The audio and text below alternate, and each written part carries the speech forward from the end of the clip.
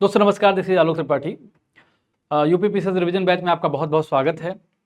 आज हम पॉलिटी के चौथे लेक्चर की बात करेंगे और चौथे लेक्चर की बात करने से पहले मैं उम्मीद करता हूं कि आपकी तैयारी अच्छी चल रही होगी यूपी पीसीएस की और आप अच्छा परफॉर्म करने की दिशा में आगे बढ़ रहे होंगे। आज जो टॉपिक है, जो शुरुआत में टॉपिक है, ये टॉपिक दो दृष्टिकोण से महत्वपूर्ण है। पहला दृष्टिकोण तो ये है कि आप जब भारत आज़ाद हुआ और भारत की आज़ादी के साथ दो राष्ट्र बनते हैं, दो डोमिनेंट स्टेट। जब आप 1947 का एक्ट पढ़ते हैं, जब 1947 का आप एक्ट पढ़ते हैं, एक्ट 1947 का, 1947 के एक्ट में दो डोमिनेंट स्टेट यानी इंडिया और पाकिस्तान की बात थी, दो अधिराज्यों की बात थी। लेकिन ये दो अधिराज्य केवल नहीं थे, यानी दो डोमिनेंट स्टेट के अतिरिक्त लगभग 560 प्रिंसली स्टेट्स थे, देसी रियासतें थी, जिनके पास ये अवसर था कि वो भारत में मिल सकती थी, पाकिस्तान में मिल सकती थी और खुद मुख्तार यानी आज़ाद रह सकती थी। और ये ऐसा क्यों कर सकती थी, इसके बारे में मैंने आपको एक थियरी बताई थी कि theory of paramountcy. Paramountcy एक ऐसा सिद्धांत था जिस सिद्धांत के तहत भारत के देसी रियासतों का संबंध सीधे वहां के क्राउन से था और यह संबंध 1947 के बाद अपने आप लैप्स हो जाता। इसी को कहा गया लैप्स ऑफ पैरामाउंट सी। वल्लभ भाई पटेल के प्रमुख सचिव रहे मेनन साहब ने अपनी एक किताब लिखी। किताब का नाम था इंटीग्रेशन ऑफ इंडिया और उस किताब में इन्होंने इस सिद्धांत को बाकायदे बहुत विस्तार से समझाया है। मॉडर्न इंडिया की किसी अन्य किताब में इसको बहुत विस्तार से नहीं समझाया गया है, लेकिन आप ऐसा ही समझिए जैसे मैं आपको बता रहा हूं। तो लैप्स ऑफ पैरामाउंट सी के बाद 560 से ज्यादा जो देसी रियासतें थी, इनके पास तीन तरह के अवसर थे, या तो इंडिया में शामिल हों, या पाकिस्तान में शामिल हों, या खुद मुख्तार आजाद रहें। और ऐसी सिचुएशन में आपको तुरंत आजादी मिल रही है। आप इमेजिन करो, एक देश के रूप में आप तुरंत आजाद हो रहे हो, दास्ता की जंजीरों को आप तोड़ रहे हो, और इसी दास्ता के जंजीरों के साथ आपके पास एक बहुत बड़ी चुनौती ये है कि देश को कैसे एकीकृत कर पाएं। ये खतरा रहे कि ये 560 से ज़्यादा देसी रियासतें अगर हिंदुस्तान का हिस्सा नहीं हुई तो हिंदुस्तान आज़ाद होने के बाद भी आज़ादी का जो असल मायना था, आज़ादी का जो असल मकसद था, उससे पीछे हो जाएगा, क्योंकि खंडों में बढ़ जाएंगे हम। तो ये बहुत बड़ी चुनौती थी और उस चुनौती को उस समय की वर्तमान सरकार ने, उस समय के नेताओं ने बहुत लॉजिकली और खूबसूरती के साथ हल किया। तो ये एक आंकड़ा है कि 552, कहीं 552 मिलता है, कहीं 560 मिलता है, कहीं 565 मिलता है, लगभग देसी रियासतों की स्थिति ये थी। और 549 देसी रियासतें भारत में शामिल हो गई, जबकि 3 देसी रियासतें लगभग थी जो ज्यादा नौटंकी कर रही थी। इन तीनों की अपनी महत्वाकांक्षा थी। ये 3 देसी रियासतें ऐसी थी जो चाहती थी कि वो या तो आजाद रहें या पाकिस्तान और भारत के साथ बार्गेन करें।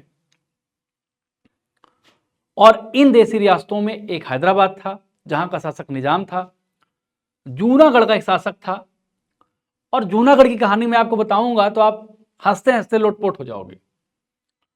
जूनागढ़ का शासक जब हिंदुस्तान की सरजमी से भागने लगा पाकिस्तान, तो अपने एरोप्लेन में अपने कुत्तों को ले जाना उसने मुनासिब समझा, अपनी पत्नियों को छोड़ दिया। ऐसा कहानियों में मिलता है। मतलब उसके लिए कुत्ते महत्वपूर्ण थे, पत्नियां नहीं। पत्नियां क्यों कह रहा हूं कि उसने कई शादियां की थी। और फिर एक राजा था कश्मीर का, हरि सिंह। ये तीनों बहुत नानुकुर कर रहे थे। बाकी बीकानेर के लोग कर रहे थे, बीकानेर के एक राजा थे, वो अपनी स्टोरी है उसकी।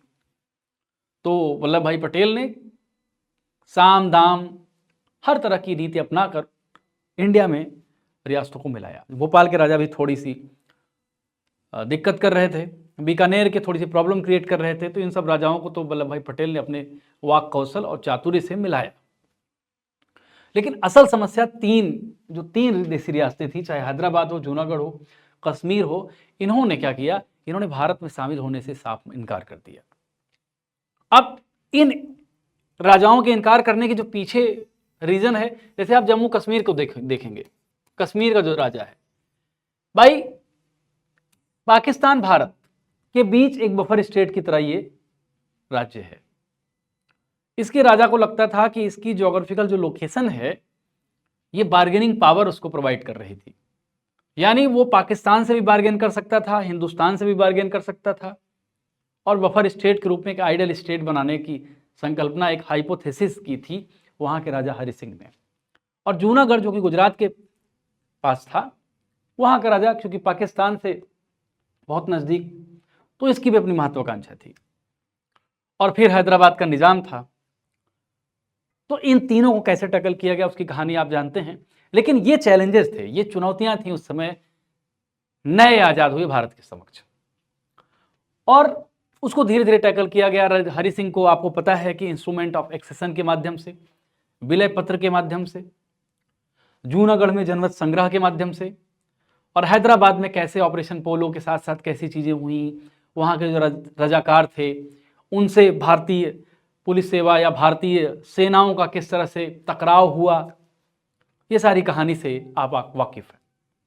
लेकिन ये चुनौतियां भारत के संविधान को, भारत के आईन को तैयार करने वाले जो लोग थे उनके जहन में इस बात के लिए उनको तैयार कर रही थी कि वो संविधान को किस तरह निर्मित करें कि भारत का जो एकीकृत स्वरूप हो, भारत का जो ढांचा हो वो बना रहे, हिंदुस्तान की आज़ादी बनी रहे, आज़ादी के साथ साथ हिंदुस्तान अपने आप में एक हो पाए। तो ये सारी भूमिका, ये पूरी पृष्ठभूमि मैंने आपको क्यों बताई, बताने का मकसद यही था कि ये सारी चीज़ें आपको भारत के संविधान में कहीं ना कहीं रिफ्लेक्ट होती हैं। भौतिक परिस्थितियां, कहा जाता है कि materialistic conditions reflects in the ideas. भौतिक परिस्थितियां जो होती हैं वो विचारों में परिलक्षित होती हैं, विचारों के माध्यम से व्यक्त होती हैं, और ये भारत के संविधान के विचारों के साथ हुआ। आप भारत के संविधान का जब आर्टिकल 1 देखेंगे तो उसमें मिलेगा भारत अर्थात इंडिया राज्यों का संघ होगा। India that is Bharat will be the union of states, ये लाइन है।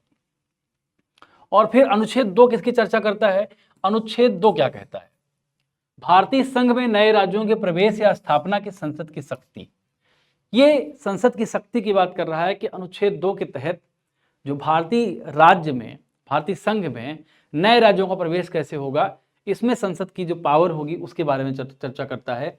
आर्टिकल 3 नए राज्यों का निर्माण, यानी जो एग्जिस्टिंग स्टेट्स हैं, जो ऑलरेडी भारत संघ में शामिल राज्य हैं, उसके इतर अगर राज्य बनाने का प्रावधान हो, राज्य बनाना चाहे सरकार, तो क्या प्रावधान होगा, कैसी चीज़ें होंगी, यानी राज्य का निर्माण कैसे होगा, वर्तमान राज्यों के क्षेत्रों, सीमाओं या नामों में परिवर्तन संबंधी जो बातें होंगी, संसद की शक्ति होगी, इसका पूरा वर्णन आपको आर्टिकल 3 में मिलता है। संसद साधारण बहुमत से नए राज्यों का निर्माण कर सकती है, ये एक तथ्य है और कई बार एग्जाम में ये पूछा जाता है। जैसे मान लीजिए प्रश्न आ गया, क्वेश्चन आ गया कि संसद नए राज्यों का निर्माण, अगर नए राज्यों का निर्माण, एक विकल्प में प्रश्न आया नए राज्यों का निर्माण कैसे करने के लिए क्या संवैधानिक प्रावधान अपनाएगी, प्रश्न पूछ लिया विशेष बहुमत द्वारा, फिर प्रश्न पूछ लिया सामान्य बहुमत द्वारा, या कोई प्रश्न ये मतलब उसी में विकल्प दे दिया कि संविधान संशोधन की जरूरत ही नहीं पड़ेगी, एक्ट के माध्यम से, या इनमें से कोई कर दिया, तो आप कह देंगे कि साधारण बहुमत के माध्यम से नए राज्यों का निर्माण कर सकती है संसद। जून 1948 में संविधान सभा ने एसके धर की अध्यक्षता में भाषाई प्रांत आयोग की नियुक्ति की। जब भारत आज़ाद हुआ और 1947 में आज़ादी के बाद इधर कश्मीर समस्या चल रही थी, आपको पता है कि कश्मीर समस्या में कैसे चीज़ें हुई और किस तरह से मामला यूएन गया, और भारत पाकिस्तान के बीच एक विवाद ऐसा पैदा हुआ जो अभी तक चल रहा है, और इसमें पीओके का भी मामला पूरा है, पाकिस्तान ऑक्युपाइड कश्मीर, जहां भारत ये कहता है कि भारत का है, लॉजिकली है भी। तो ये सारी बातें चल रही थी, और इसी बीच कई राज्यों में ये मांग उठने लगी कि भाषा के आधार पर उनको स्टेट बनाया जाए। शुरू में भारत सरकार ने इसको अपोज किया, भारत सरकार ने इसका विरोध किया कि भाषा के आधार पर अगर राज्य बनाने लगेंगे तो भारत में तो बहुत सारी भाषाएं हैं, बहुत सारे छोटे छोटे स्टेट बनने लगेंगे। लेकिन आपको पता है कि जनता की आवाज़ के आगे एक न एक दिन सरकारों को झुकना पड़ता है। तो भारत सरकार ने विचार किया, और विचार करने के माध्यम से एक आयोग बना जिसका नाम था एसके धर आयोग। एसके धर आयोग ने के माध्यम से भाषाई प्रांतों की क्या स्थिति हो सकती है, इसके बारे में एक आयोग बनाया गया। और फिर दिसंबर 1948 में क्या हुआ, दिसंबर 1948 में कांग्रेस द्वारा एसके धर की कमीशन की अनुशंसाओं का अध्ययन करने हेतु जेवीपी समिति का गठन किया गया। इसमें कौन कौन शामिल था, जवाहरलाल नेहरू, वल्लभ भाई पटेल और पट्टाभी सीतारमैया, यानी जेवीपी कमेटी। अब प्रश्न आ सकता है, प्रश्न क्या आ सकता है कि एसके धर आयोग की अनुशंसाओं पर विचार करने के लिए जिस समिति की स्थापना की गई, जिस समिति को कॉन्स्टिट्यूट किया गया, जिस समिति का गठन किया गया, उसमें शामिल थे। अगर आप जेबीपी की शॉर्ट फॉर्म याद करते हैं तो जवाहरलाल नेहरू, वी मतलब वल्लभ भाई पटेल और पी मतलब पट्टाभी सीतारमैया हो जाएगा। यानी जेवीपी कमेटी का काम क्या था कि जो आयोग रिकमेंडेशन करेगा, आयोग जो सिफारिश करेगा उसकी जांच करना कि क्या ये सिफारिश लॉजिकल है कि नहीं। भाई सरकार अगर किसी आयोग का गठन करती है तो सरकार रिकमेंडेशन लेती है, लेकिन अंतिम निर्णय क्या है, सरकार की जिम्मेदारी है। तो सरकार कई बार मानती है रिकमेंडेशन, कई बार नहीं मानती है। उसके बाद क्या होता है, पोट्टी श्री रामुलु नाम के एक व्यक्ति थे, पोट्टी श्री रामुलु नाम के एक व्यक्ति थे, 56 दिनों की इन्होंने भूख हड़ताल की थी और इनकी मृत्यु के बाद अक्टूबर 1953 में भारत सरकार को भाषा के आधार पर आंध्र राज्य का गठन करना पड़ा, अक्टूबर 1953 में।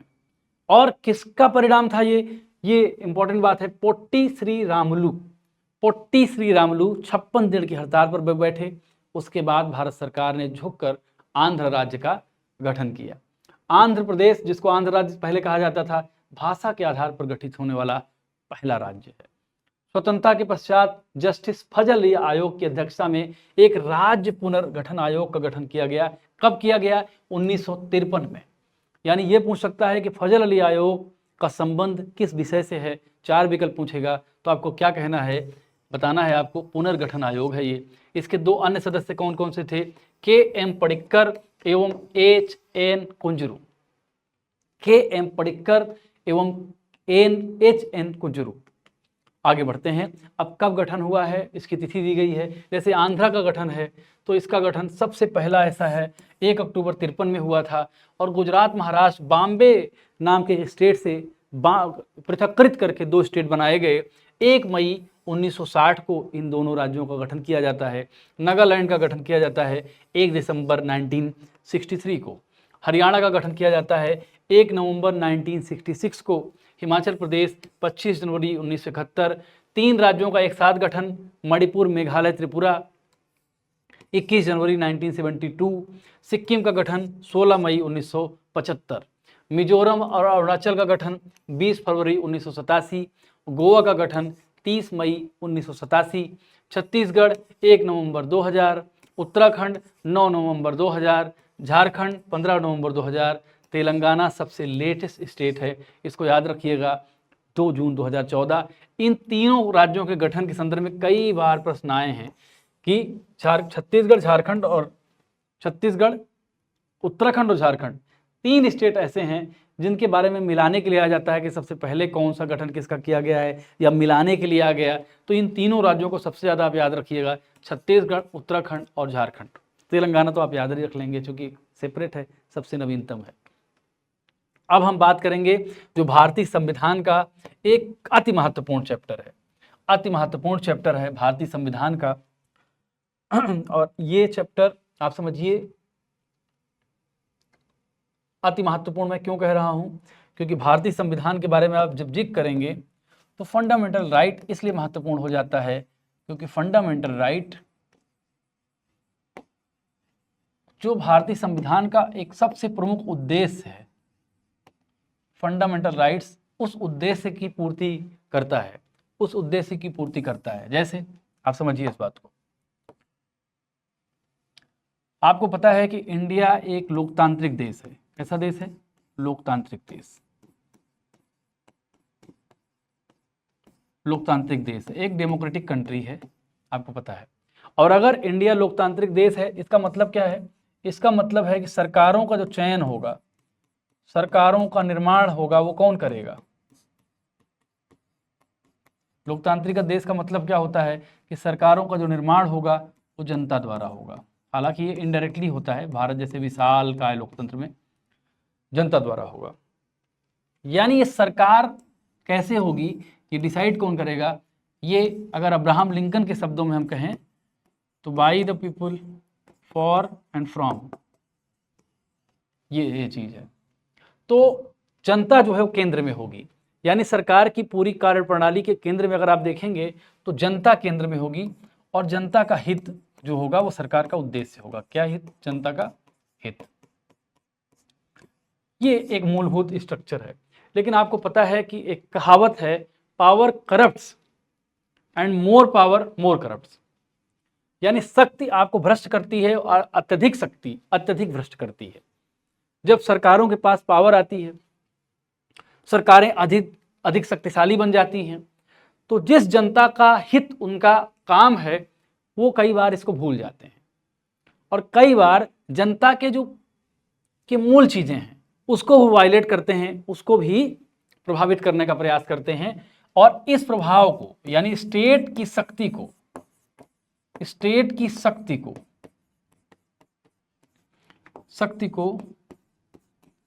संतुलित करने हेतु फंडामेंटल राइट का कंसेप्ट है। स्टेट की शक्ति को संतुलित करते हुए फंडामेंटल राइट का कंसेप्ट है, एफआर का कंसेप्ट है, एफआर।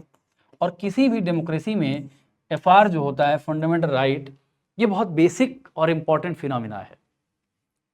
और इसको क्या कहते हैं, इसकी प्रकृति कैसी है? अगर प्रकृति के संदर्भ में हम बात करें तो इसकी प्रकृति नकारात्मक है। कई लोग कहते हैं कि इसकी प्रकृति नकारात्मक है, कैसे? तो इसका मतलब है कि ये स्टेट के खिलाफ व्यक्ति के हित में है, यानी स्टेट को ये तानाशाही करने से, व्यक्ति के मूलभूत अधिकारों के हनन से रोकने के लिए बनाया गया है। इसलिए इसको कहा जाता है, इसकी प्रकृति क्या है? नकारात्मक है। जैसे डीपीएसपी की प्रकृति सकारात्मक मानी जाती है। तो फंडामेंटल राइट का जो बेसिक कंसेप्ट है, जब लोकतंत्र का एक स्वरूप विकसित हो जाएगा, जब लोकतंत्र अपने आप में इतना विकसित हो जाएगा, तो सबसे इंपॉर्टेंट प्रो पीपल होना चाहिए उसको,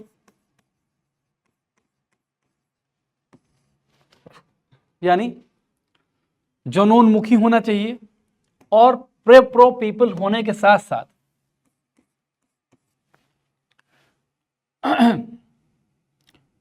जो वायलेशन होता है, violation of rights of individual, इस चीज की एकदम सख्त मनाही है लोकतंत्र में। यानी व्यक्ति के जो फंडामेंटल राइट होंगे, नेचुरल अधिकार होंगे, उनको स्टेट जो है उनको टच ना करे। तो जैसे जैसे डेमोक्रेसी की अवधारणा पूरी दुनिया में आने लगी, आपको अच्छी तरह पता है, जब आप इंसानी सभ्यता के विकास की बात करते हैं तो एक शब्द आता है जिसको कहते हैं सामंतवाद, फ्यूडलिज्म से कहा जाता है। सामंतवाद के बाद अगर आप देखेंगे मानव विकास में, तो पूंजीवाद का दौर आता है, और इसी पूंजीवाद के साथ पूरे मानव इतिहास में आप देखेंगे तो लोकतंत्र का दौर आता है। लोकतंत्र में जहां ये माना गया कि जनता का तंत्र होगा, तो जैसे जैसे आप देखेंगे, जैसे जैसे जनता के तंत्र की बात पूरी दुनिया में होती है, चाहे आप ब्रिटेन की बात करें, चाहे यूएसए की बात करें, फ्रांस की बात करें, जहां जहां डेमोक्रेसी की जड़ें बहुत मजबूत हैं, वहां पर फंडामेंटल राइट की बात होती ही होती है। फंडामेंटल राइट की बात होती ही होती है। तो जब भारत में जब डेमोक्रेसी एडॉप्ट करने की बारी आई, तो संविधान निर्माता जो थे, उनके समक्ष एक प्रश्न था कि भारत में फंडामेंटल राइट को कैसे एडॉप्ट किया जाएगा, फंडामेंटल राइट को। तो उनके दिमाग में बात आई, अमेरिकी संविधान से बहुत ज़्यादा प्रभावित वो थे, क्योंकि अमेरिका में एक इंडिविजुअल के राइट को बहुत महत्व दिया जाता है।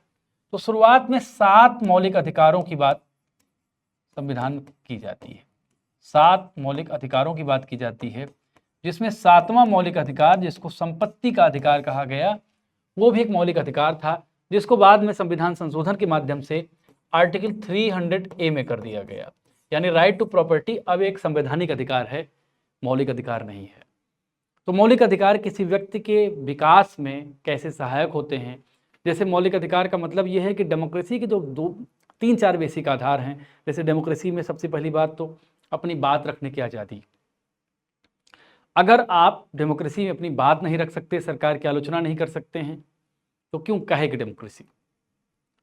दूसरी बात, डेमोक्रेसी में न्याय की बात होगी, जस्टिस की बात होगी, और ये जस्टिस 3 प्रकार के जस्टिस की बात प्रेम्बल करता है, जिसमें सामाजिक, आर्थिक और राजनीतिक न्याय की बात करता है। इस तरह के न्याय को सुनिश्चित करने की बात। डीपीएसपी, जिसमें राज्य के लोक कल्याणकारी चरित्र को आगे बढ़ाने की बात है कि जो व्यक्ति सिस्टम से पिछड़ा हो, उसका रिप्रेजेंटेशन ठीक से ना हो, स्टेट की रिस्पॉन्सिबिलिटी है। This is the responsibility of state to raise the voices of exploited community. जैसे आप आर्टिकल 15, आर्टिकल 16 की बात करेंगे, आरक्षण की बात करेंगे, तो आरक्षण का ये प्रावधान खुद ब खुद अपने आप में एक डेमोक्रेटिक सेटअप में एक एडवांस, एक अत्याधुनिक अवधारणा है। तो ये सारी चीज़ें करते हुए फंडामेंटल राइट की बात भारतीय संविधान सभा में कई बहसों के माध्यम से होती है, और इसकी शुरुआत ऑब्जेक्टिव रेजोल्यूशन से होती है। ऑब्जेक्टिव रेजोल्यूशन जो 13 दिसंबर 1946 को नेहरू जी द्वारा प्रस्तुत किया गया था। नेहरू जी ने ऑब्जेक्टिव रेजोल्यूशन प्रस्तुत किया, उद्देश्य प्रस्ताव प्रस्तुत किया। यही बाद में, नहीं मैं गलत बोल रहा हूं, नेहरू जी ने प्रस्तावना के संदर्भ में उद्देश्य प्रस्ताव को प्रस्तुत किया था। तो ऑब्जेक्टिव रेजोल्यूशन भी प्रस्तुत किया गया उसमें, लेकिन फिर भी ये बातें थी।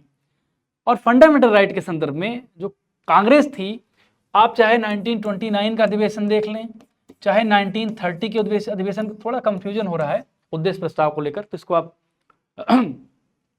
मैं जैसा बोल रहा हूँ ऐसा मत लीजिएगा, इसको स्किप कर जाइएगा, क्लियर कर लीजिएगा, क्योंकि हम सोचते हैं फैक्चुअली एरर ना हो, जिससे आपका नुकसान ना हो। तो 1929 या 1930 या 1920 के बाद से जो भी कांग्रेस में उथल पुथल चल रही थी, उसमें फंडामेंटल राइट की बात लगातार की जा रही थी। तो ये फंडामेंटल राइट की शुरुआत और फंडामेंटल राइट में कैसे आगे बढ़ना हुआ, इसके बारे में मैंने आपको बताया। स्टेट की क्या भूमिका होती है और स्टेट की भूमिका को कैसे बैलेंस करने के लिए फंडामेंटल राइट्स का कंसेप्ट लाया गया, इसके बारे में मैंने आपको बताया। अब फैक्चुअल डिटेल्स जो आपके एग्जाम में पूछे जा सकते हैं, इसके बारे में चर्चा कर लेते हैं थोड़ा सा। जो आपके एग्जाम में पूछे जा सकते हैं, इसके बारे में चर्चा करते हैं। सबसे पहली बार अगर आप फंडामेंटल राइट की हम बात करें, तो नेहरू रिपोर्ट 1928 में एक आई थी, जिसमें मूल अधिकारों को भारत के संविधान में सम्मिलित करने की आकांक्षा प्रकट की गई थी। ये प्रश्न पूछा जा सकता है कि भारत के आज़ादी के आंदोलन में सबसे पहली बार किस रिपोर्ट के माध्यम से मौलिक अधिकारों को भारत के संविधान में सम्मिलित करने की आकांक्षा प्रकट की गई थी। तो उसमें 4 कमेटी पूछेगा, 4 कमेटी पूछेगा, तो इसमें आपको बताना रहेगा कौन सी कम्युनिटी है। तो उसमें ये इसका भी जिक्र रहेगा नेहरू रिपोर्ट, तो आप इसमें नेहरू रिपोर्ट बताइएगा। अब फंडामेंटल राइट भारत के संविधान में कहाँ है, तो ये भाग 3 में है, और कितने से कितने आर्टिकल तक है, तो आर्टिकल 12 से आर्टिकल 35 तक भारत के संविधान में फंडामेंटल राइट्स की बात की गई है। अब भारत के संविधान में मैंने कहा था 6 मौलिक अधिकार इस समय हैं। शुरुआत में 7 थे, राइट टू प्रॉपर्टी भी था, लेकिन उसको हटा दिया गया। तो 6 कौन कौन से हैं? समानता का अधिकार, जिसको समानता को समता ही पढ़िए, समता भी कहा जाता है, समता का अधिकार। स्वतंत्रता का अधिकार, स्वतंत्रता का अधिकार, शोषण के विरुद्ध अधिकार, धर्म की स्वतंत्रता का अधिकार, संस्कृति और शिक्षा संबंधी अधिकार, संवैधानिक उपचारों का अधिकार। ये छह फंडामेंटल राइट्स आपके भारतीय संविधान में दिए गए हैं। अब सवाल है कि मूल अधिकारों का निलंबन और संरक्षण कैसे हो सकता है? मूल अधिकारों का निलंबन और संरक्षण कैसे हो सकता है?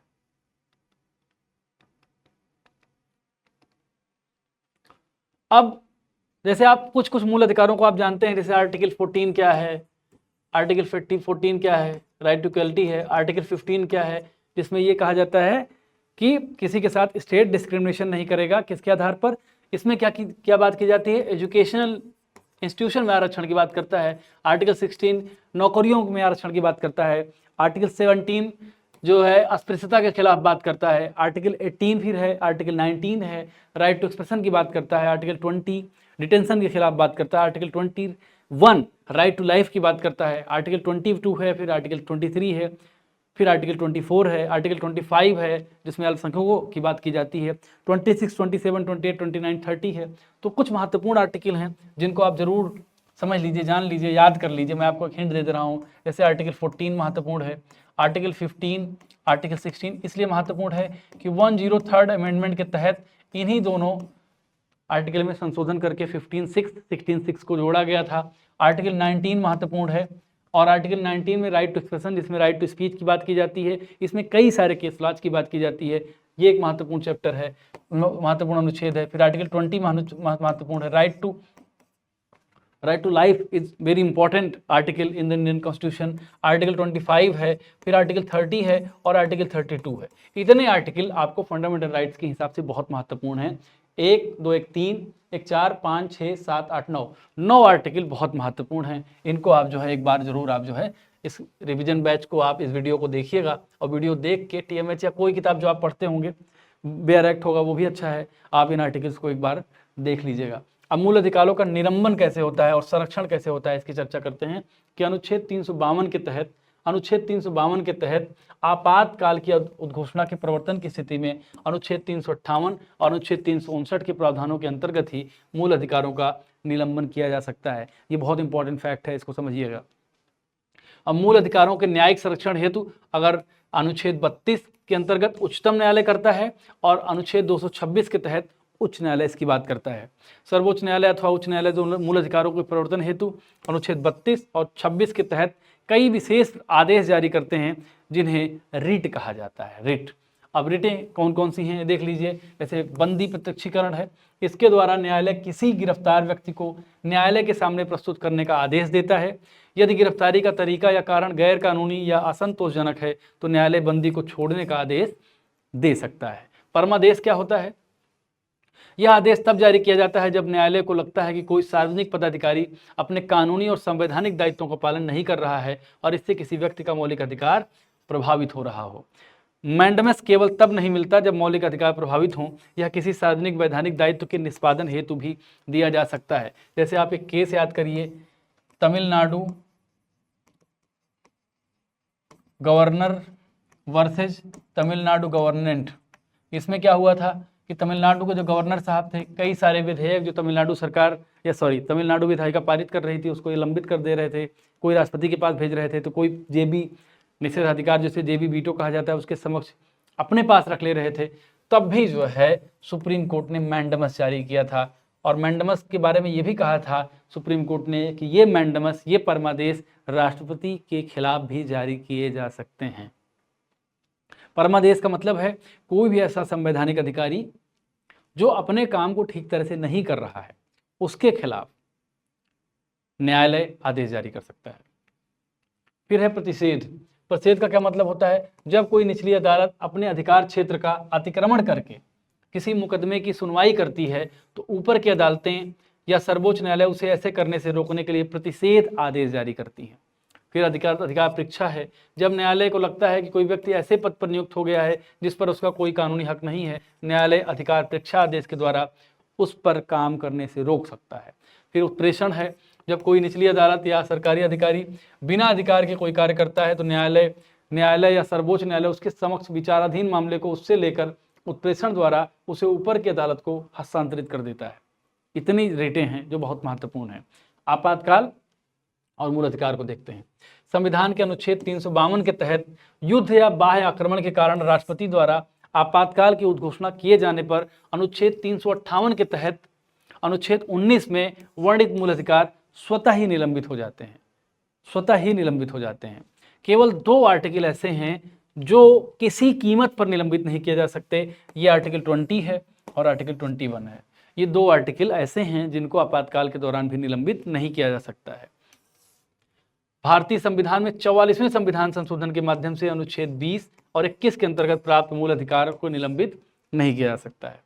अब मूल अधिकार और नीति निर्देशक तत्वों में क्या अंतर है इसके बारे में देख लेते हैं।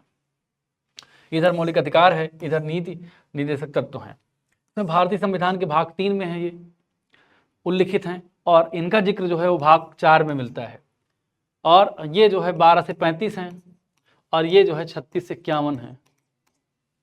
अमेरिका के संविधान से प्रेरित है मौलिक अधिकार, और ये आयरलैंड के संविधान से प्रेरित है। इनकी प्रकृति सकारात्मक है। कुछ मौलिक अधिकार सकारात्मक दायित्व ही निर्मित करते हैं, नकारात्मक है, सॉरी नकारात्मक है। इनकी प्रकृति क्या है? नकारात्मक है। मौलिक अधिकारों की गलत प्रिंट हो गया ये। मौलिक अधिकारों की प्रकृति क्या है? नकारात्मक है। हालांकि कुछ मौलिक अधिकार सकारात्मक दायित्व भी निर्मित करते हैं, जैसे 21A राज्य पर शिक्षा उपलब्ध कराने का कर्तव्य। इनकी प्रकृति सकारात्मक है।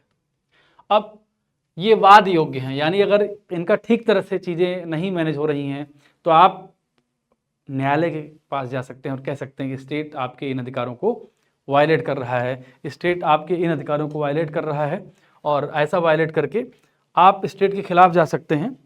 और तो ये चीज़ आपको समझना पड़ेगा कि मौलिक अधिकार और डीपीएसपी में क्या बेसिक डिफरेंस है, इसको आपको समझना पड़ेगा। तो ये चीज़ मैंने आपको बताया। और अगला पॉइंट है कि जैसे ये लीगली जो है ये बाइंड करते हैं, ये मान्य होते हैं लीगल तरीके से, जबकि ये जो होते हैं डीपीएसपी, इनकी कोई बाइंडिंग नहीं होती है। ये चीज़ बहुत आप दिमाग में अपने रखिएगा। और अगला पॉइंट जो हम जाते हैं, इनको लागू करने के लिए विधान की आवश्यकता नहीं पड़ती आमतौर पर, लेकिन डीपीएसपी को लागू करने के लिए क्या? कानून की जरूरत पड़ती है। और फिर व्यक्तिगत कल्याण को प्रोत्साहन मिलता है एफआर के तहत, फंडामेंटल राइट के तहत। सामाजिक और आर्थिक कल्याण इसके तहत होता है। नागरिक को स्वतः प्राप्त होते हैं, ये सरकार द्वारा लागू करने के बाद ही नागरिक को प्राप्त होते हैं। अब अगला जो चैप्टर है, अगला जो चैप्टर हम करेंगे उसका नाम है मौलिक कर्तव्य। डीपीएसपी के बारे में आप समझ लीजिए, डीपीएसपी परीक्षा की दृष्टि से कैसे महत्वपूर्ण है, उसमें थोड़ी बहुत चीज़ें आप जान लीजिएगा। वो एग्जाम में जिस तरह पूछेगा तो वो कई बार सापेक्षिक तौर पर ही पूछता है, फंडामेंटल राइट्स के सापेक्षिक तौर पर ही। और मौलिक कर्तव्य के बारे में हम चर्चा करेंगे, फंडामेंटल ड्यूटीज के बारे में हम बात करेंगे। ये क्या है कि भारतीय संविधान में मौलिक कर्तव्य कहाँ से लिए गए हैं, ये देख लीजिए आप, पूर्व सोवियत संघ से लिए गए हैं।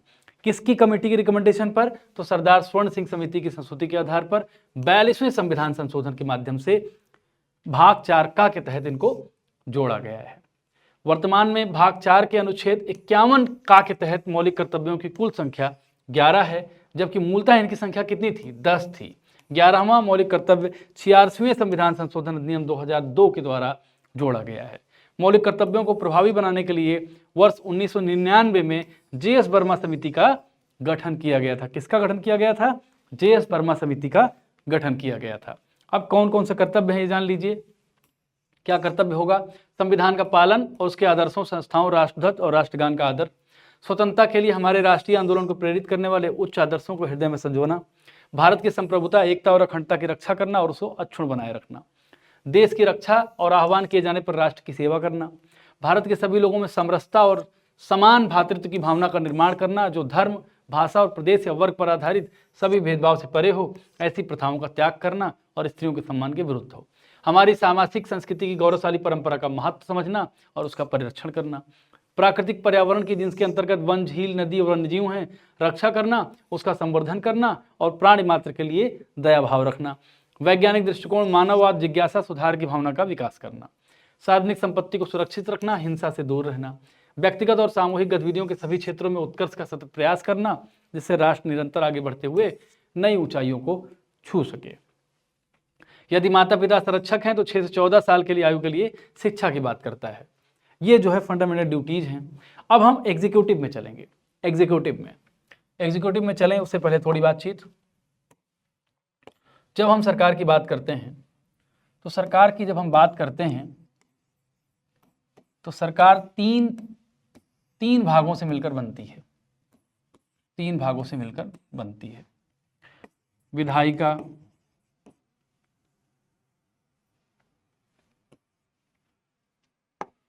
सरकार 3 भागों से मिलकर बनती है। पहला भाग है विधायिका, कार्यपालिका,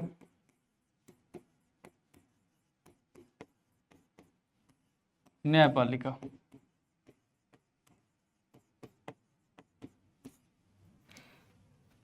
विधायिका का काम क्या होता है? कानून बनाना। कार्यपालिका का काम होता है क्या? कानूनों को लागू करना, न्यायपालिका का काम संविधान की व्याख्या,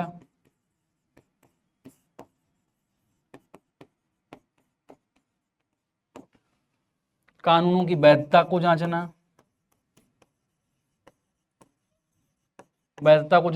साथ साथ विवादों का निपटारा,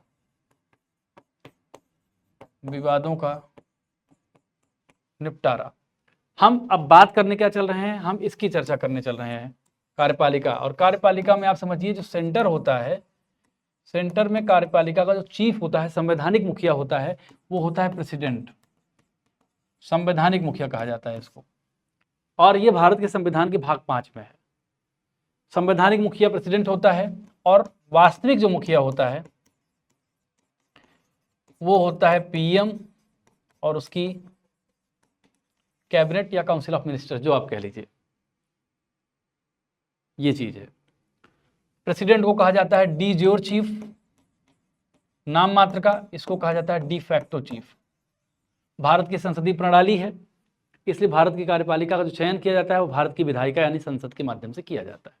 ये बेसिक चीज है। अब हम राष्ट्रपति के बारे में चर्चा करते हैं। भारत का राष्ट्रपति देश का प्रथम नागरिक होता है, देश का प्रथम नागरिक माना जाता है भारत के राष्ट्रपति को। किसको? भारत के राष्ट्रपति को। भारत का राष्ट्रपति होगा, किस आर्टिकल में है? आर्टिकल 52 में है कि भारत का एक राष्ट्रपति होगा। आर्टिकल 53 के तहत क्या है कि संघ की समस्त कार्यपालिका शक्ति किसके अंतर्गत होगी? लेकिन यहीं पर एक पॉइंट है, सलाह कौन देगा? ये अपने अधिकारियों के माध्यम से अपने कार्यों का क्रियान्वयन करेगा, और यही पॉइंट बहुत इंपॉर्टेंट है। आर्टिकल 54 में क्या है कि राष्ट्रपति का निर्वाचन एक निर्वाचक मंडल द्वारा होता है। इस निर्वाचक मंडल में कौन कौन होता है? इसमें दोनों सदनों, राज्यसभा और लोकसभा के निर्वाचित सदस्य मनोनीत नहीं, और राज्य विधानसभाओं के निर्वाचित सदस्य शामिल होते हैं।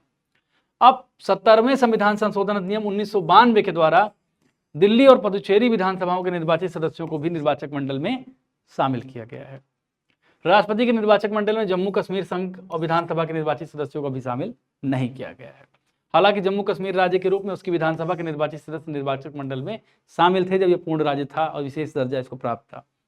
राष्ट्रपति के चुनाव में मनोनीत सदस्य एवं विधान परिषद के सदस्य भाग नहीं लेते हैं। अब चुनाव और अर्हता के बारे में बात करेंगे।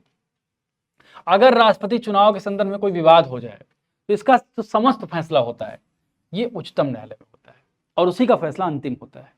अनुच्छेद 58 में राष्ट्रपति निर्वाचित होने के लिए अर्हताएं क्या क्या हैं? भारत का नागरिक हो, 35 साल की आयु पूरा कर चुका हो तथा लोकसभा का सदस्य निर्वाचित होने की योग्यता रखता हो। अब नामांकन कैसे होता है चुनाव में? कम से कम 50 प्रस्तावक, 50 अनुमोदक की आवश्यकता होती है। ये भी प्रश्न पूछता है, आपको कंफ्यूज करेगा। 35, 15, 16, 20, 4 विकल्प दे के आपको पूछ लेगा कितने प्रस्तावक, कितने अनुमोदक की जरूरत है? 50 बताइए। जमानत राशि के रूप में 15,000 रुपए जमा करना होता है। जमानत राशि राष्ट्रपति के लिए कितनी है? याद कर लीजिए, 15,000 रुपए। यदि उम्मीदवार कुल जो मत पाए जाते हैं उसका 1/6 नहीं पाता है तो उसकी जमानत राशि क्या होगी? जब्त हो जाएगी। अब अन्य जो प्रावधान है इसके बारे में बात करते हैं। 42वें संविधान संशोधन 76 के द्वारा राष्ट्रपति के निर्वाचन में जनसंख्या से तात्पर्य वर्ष 1971 की जनगणना द्वारा निर्धारित जनसंख्या से है। 84वें संविधान संशोधन अधिनियम 2001 द्वारा इसे 2026 के पश्चात पहली जनगणना के सुसंगत आंकड़े प्रकाशित होने से पहले तक चीजें की गई हैं। भारत के राष्ट्रपति को शपथ भारत का मुख्य न्यायाधीश और उसकी अनुपस्थिति में उच्चतम न्यायालय का वरिष्ठतम न्यायाधीश। वर्तमान में राष्ट्रपति का जो वेतन है वो कितना है? 5 लाख रुपए है। 56(1) खा के अनुसार राष्ट्रपति पर महाभियोग संविधान के अतिक्रमण के आधार पर लगाया जा सकता है। महाभियोग का जिक्र आर्टिकल 61 में है। 61(2) के अनुसार महाभियोग का आरोप तब तक नहीं लगाया जाएगा जब तक कि ऐसा आरोप लगाने की प्रस्तावना किसी संकल्प में अंतर्विष्ट नहीं है जो कम से कम 14 दिन की ऐसी लिखित सूचना दिए जाने के पश्चात प्रस्तावित किया गया हो। अब इसकी रिक्ति और शक्तियों के बारे में बात करेंगे। यदि मृत्यु, त्यागपत्र अथवा हटाए जाने की स्थिति में रिक्त हो तो पद कौन होगा? फिर उपराष्ट्रपति इसके पद पे आ जाएगा। उपराष्ट्रपति नहीं है तो सीजेआई आ जाएगा, सीजेआई भी नहीं है तो वरिष्ठतम न्यायाधीश आ जाएगा। अनुच्छेद 77 की बात करेंगे। भारत सरकार के समस्त कार्यपालिकी जो कृत्य होते हैं वो राष्ट्रपति के नाम से, चाहे वो विदेशी समझौता हो, देश में कोई कानून हो या कुछ भी हो, देश में कोई भी प्रक्रिया जिसमें कार्यपालिका इन्वॉल्व होती है उसमें वो सारी चीजें वो राष्ट्रपति के नाम से ही की जाती हैं। आर्टिकल 78 में क्या है कि प्रधानमंत्री से इंफॉर्मेशन मांग सकता है कि क्या क्या काम आपने किया या क्या चीज़ें चल रही हैं, तो प्रधानमंत्री इसको उस संबंध में सूचना देता है। आर्टिकल 86 में क्या है, संसद के सदनों में अभिभाषण का और उनको संदेश भेजने का राष्ट्रपति का अधिकार है। ये जो है आपका राष्ट्रपति। फिर आगे कौन कौन से राष्ट्रपति हैं, तो पहले राजेंद्र प्रसाद थे, 50 से 62 तक 12 साल थे। फिर राधा कृष्णन थे, 5 साल रहे। फिर जाकिर हुसैन आते हैं, वीवी गिरी आते हैं, फ़खरुल अली अहमद आते हैं, नीलम संजीव रेड्डी, फिर ज्ञानी जैल सिंह, आर वेंकटरमन आते हैं, शंकर दयाल शर्मा, के आर नारायणन, एपीजे अब्दुल कलाम, प्रतिभा सिंह पाटिल, प्रणब मुखर्जी, रामनाथ कोविंद और द्रौपदी मुर्मू। 25 जुलाई 2022 से अब तक अगर कोई राष्ट्रपति हैं तो वो जो है द्रौपदी मुर्मू हैं। तो आज राष्ट्रपति के बारे में हमने बात कर ली है, कल हम चर्चा करेंगे उपराष्ट्रपति के बारे में। तब तक के लिए मैं विदा लेता हूँ। हमारे यूपीपीसीएस रिवीजन बैच से जुड़िए, केवल फीस 555 रुपये इसमें है और इसके माध्यम से अपनी पीसीएस की तैयारी को बेहतर आयाम दीजिए। नमस्कार।